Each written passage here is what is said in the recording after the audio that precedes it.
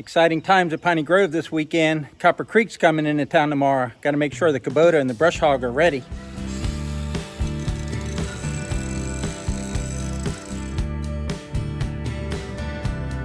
Copper Creek said there's going to be an inspection before we get started tomorrow. I better rinse off this Kubota.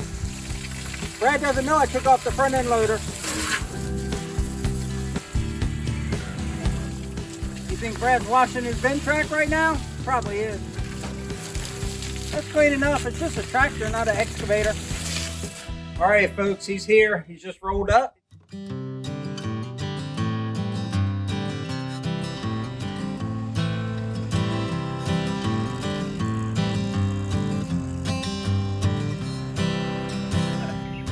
Welcome back to the channel, folks. My name is Brad. And no, my name is Brad. My name is Brad first, but so Brad from Copper Creek Cuts reached out to me a few weeks ago, and he said, "Hey, I'd like to bring the Ventrac by and demonstrate it and show you what a Ventrac could do." And who out there is going to say no to someone willing to cut brush on your property, right? That's right. Free work. We'll work for food. I think he's got some beef sticks for me. I do. I have Red Bull, I have Gatorade, I have water, and I have beef sticks. Yeah. So we've already looked at this machine on the trailer, but Brad's brought it over here. He's going to go over it a little bit.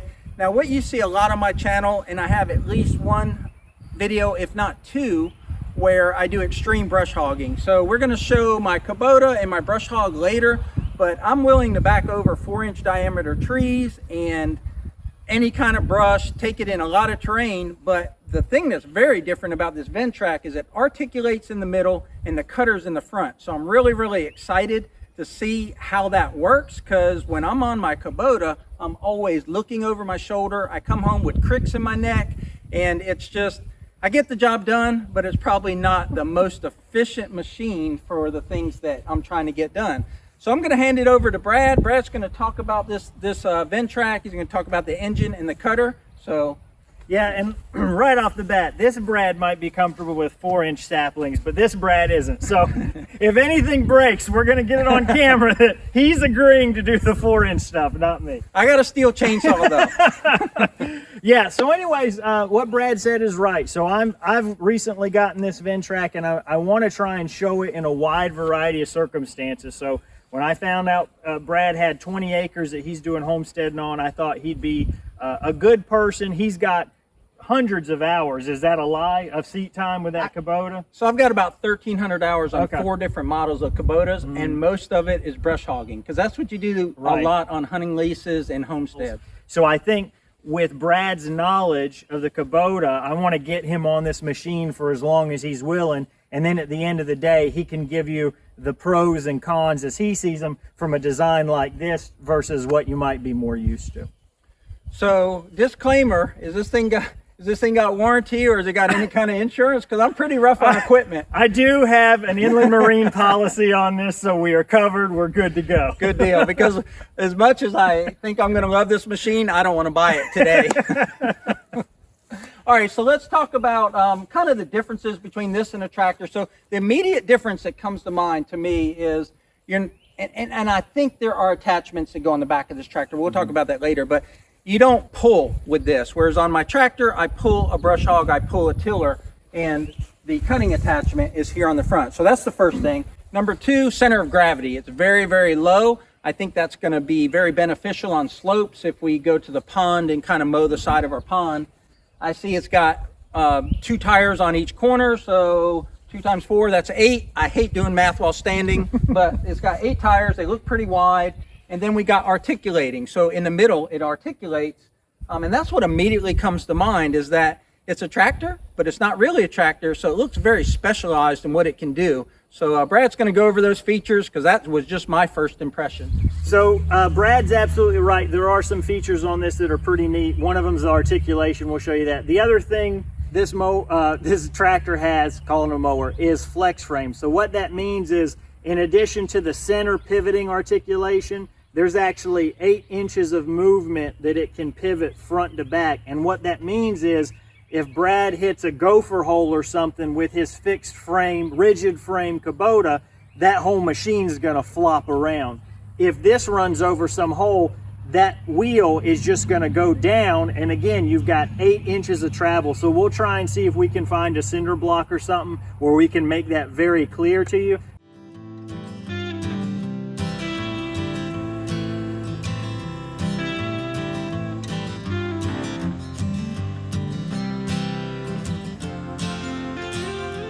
You can have one set of tires 8 inches higher than all the others, and Brad will walk around and you'll see that all these other tires are on the ground. That also means one set of tires can go 8 inches lower than all the others. So as you can see, we got 2 of the 8 tires off the ground, and all the rest are on the ground for stability, keeping that good ground contact and that good traction.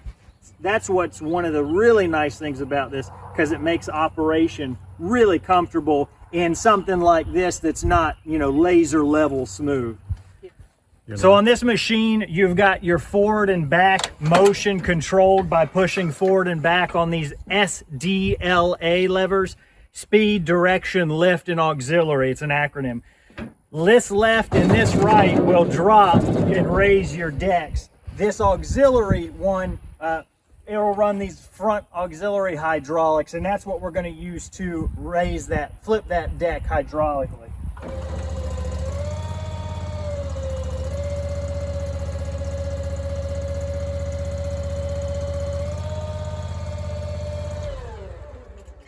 I forgot you're supposed to take the lid completely off. As I'm raising it, I'm like, something's not right. Just in case we didn't show this earlier, Brad is dialed in with his Copper Creek Cuts logo. He's also got it on his truck. This guy is no joke. So this is the business end of the deck. It's got 3 25-inch blades. This is not a finish mower deck, so there's no suction or lift that's generated by this. So it really relies on the material that you're cutting to be taller than the blades, because it'll, you know, push them over, and once the blades hit them, it'll cut it. But if you were to try and get a nice finish on, you know, like your manicured lawn, this deck's not going to do it. So what is Ventrac's maximum suggested brush size? Because I'm looking at these blades and they're pretty stout, but they're certainly not brush hog stout. So what's their maximum recommended? According to the user's manual, 1 inch. You got these 3 blades on here. They're run by a belt on the top. Do you ever have any slippage with the blade? Slippage when you get into thick stuff? You can, and that's actually one of the designs of the Ventrac. So some people say, well, if I've got a tractor, I want things hydraulically powered. But the advantage of having belts is that the belt is going to slip before any kind of bolts or pins break. You don't have any shear pins on this because, you know, the belt is what's going to be giving. So if you get into something that's too thick, one of those belts is just going to start slipping, and then you can either back out or kill the PTO, whatever you want to do.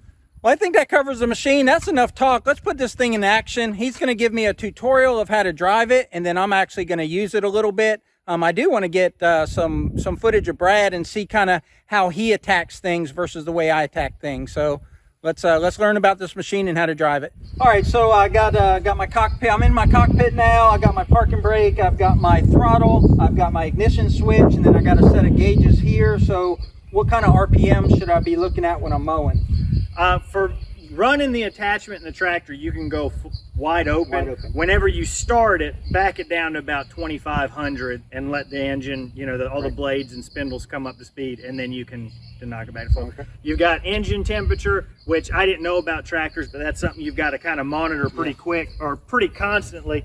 It's easy on this one because you've got a latch like this on either side, and then you flip the lid and that comes out of the way, and then your radiator screen is right here. It's something I covered in one of my tractor videos. Kubota makes it real easy to clean the screen, and so does Ventrac. And that's just so important when you're mowing, because so much grass particles and seeds and just everything get in there and then block that airflow. And I know this is a gas engine, but all engines like to run at a certain temperature. They don't want to be overheated, that's for sure. Big yellow button, that'll activate your front PTO. This Ventrac has, I think, 30-something different attachments. A lot of them are powered by that belt-driven PTO out front. On the rear, it does have a 3-point hitch, and it can accept any Category 1 3-point hitch non-powered implement. So this Ventrac's pretty basic. If you wanted to, you could run another set of auxiliary hydraulics to the front and a couple of sets of hydraulics to the back.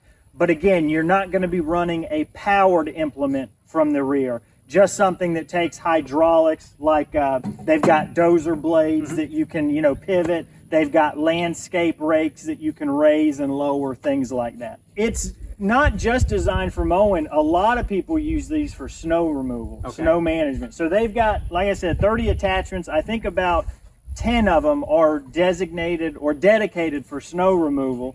You've got maybe another 8 that are various types of mowers. You've got some finish mowers, flail mowers. You've got this brush hog or tough cut deck. Then you've also got like site prep attachments. So you've got a landscape rake, you've got a power grader that's, you know, got a bunch of nibs on a drum that'll turn. So they've got a whole bunch of stuff. So I'm okay with you thinking it as a mower, but it does a lot more. Okay, so let's talk about the SDLA controls. So this is how you manage your speed.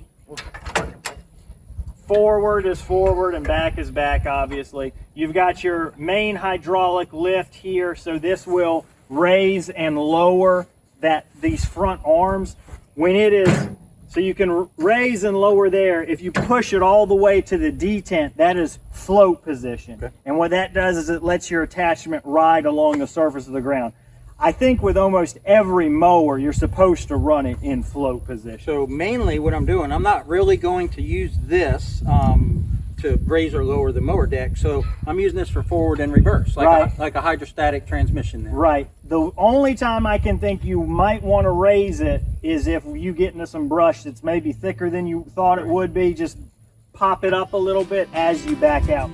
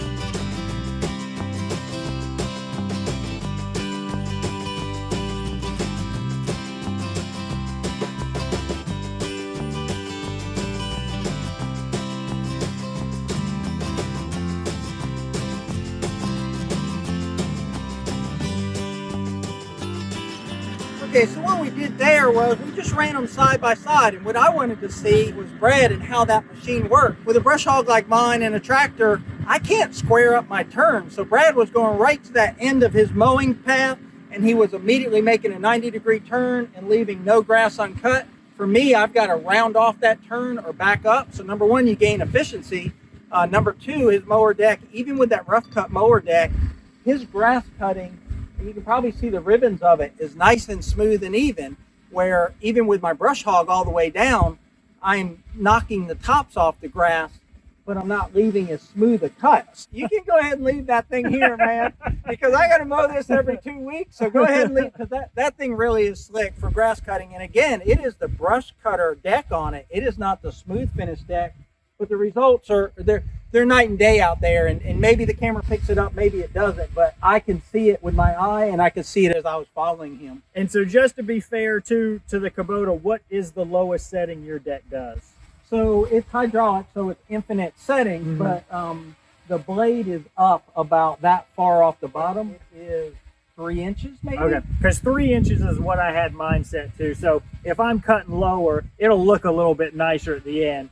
So I'm no mowing engineer, but on my brush hog, I've got that, I've got the stump jumper in the center that's 24 inches. And then I have my blades, and my blades are 18 inches or so long, but they really only have about 1 foot of cutting width. So that's got to go all the way around for a cutting edge to hit grass. You've got 6 cutting edges. Right. So you've got more cutting edges. That makes sense. So what's really nice about the Ventrac is you can kind of do a good finish with the rough cut mower deck on the front. You can do a good finish job, but you can also do that rough cut work around the edges of your farm. With a brush hog, I can do the rough cut, but I can't get the finish. So that's definitely a plus in the column of the Ventrac and even the rough cut mower deck, as opposed to putting the true finish deck on it. All right, so next step, I guess we'll do a little rough cutting. Yeah. All right. Well, actually, next step, that was Brad on it. This Brad's going to get on it and just kind of get a feel for the machine before I actually go into some rough cut. So I'm going to do a little bit of grass mowing with it. It looked fairly simple, but again, it's a new machine. I've never been on it. So Brad said that's his first time on a tractor with a brush hog. I showed him the hydrostatic pedal. I showed him the PTO, turn that on and off, and I showed him up and down on the hydraulics. He's mowing in 10 seconds.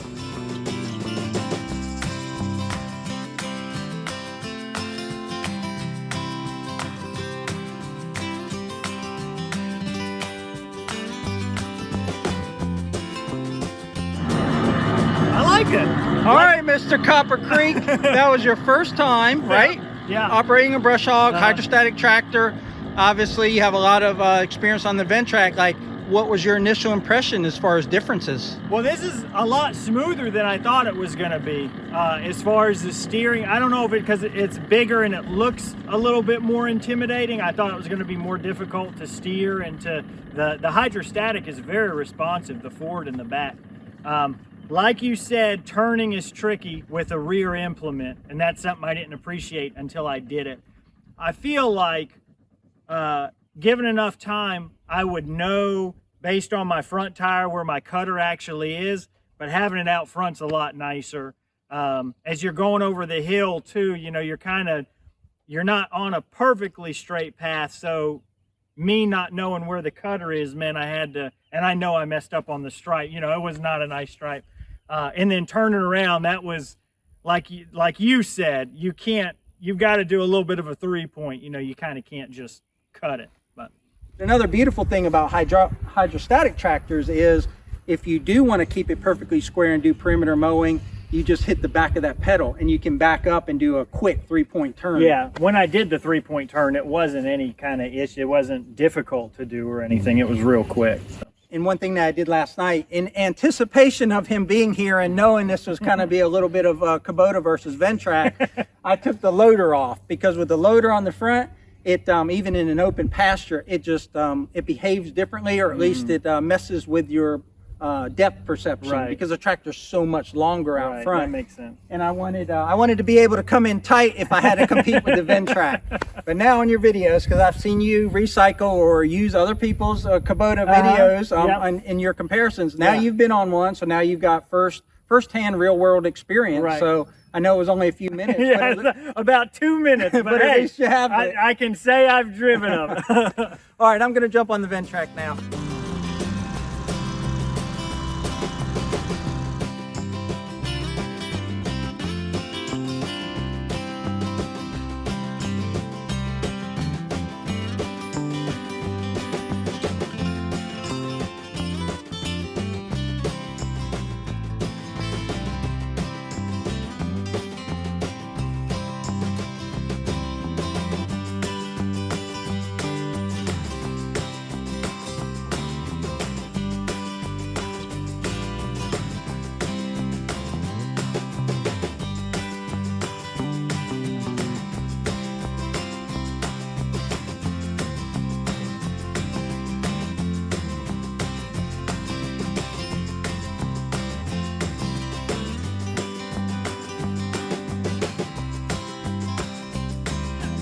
So to use Brad's terms, that was oddly satisfying.